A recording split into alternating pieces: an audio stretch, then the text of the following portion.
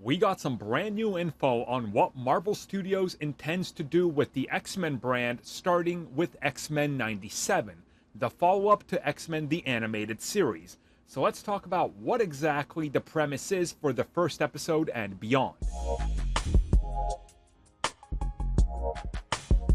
So this info comes at us directly from the people working on X-Men 97. And they specifically talked about the first episode of the series and what is going to be happening, including describing some of the clips that were shown at San Diego Comic-Con, talking about how there is a new Sentinel threat that the X-Men are sent to investigate, and that's one of the main thrusts of the first episode. About halfway through the fight with the Sentinels, they have to recall what they learned in the Danger Room and used those skills to the test because it's been a while since they've faced Sentinels. Now, this episode is also going to deal with the fallout of no Charles Xavier, what was left over, and the power struggle / status of the mutants, including the X-Men and the Brotherhood, setting up the first season. Now, if this sounds like they're going for long-form storytelling,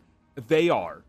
What we learned during interviews and recently with the first episode is that it does tease what's going to be happening by the end of the season, but it's also setting a bunch of storylines in motion and teasing new mutants arriving, the power struggle, Magneto's balance of power, him being a good guy, and dealing with the fallout of what happened in the couple of years since the animated series in 97. So you can see how this is all sort of going to play into what Marvel Studios is hoping can more than likely be something that drives a lot of merchandise and recognition, because it is X-Men based on their most popular iteration, which is the animated series, which we see merchandise constantly sell. Now, on top of this, we just recently had the updated costumes and everything, which I talked about, which again contribute to this whole thing of them pushing mutants and, of course, changing things up. So I really want to know how different some of these Sentinels will be,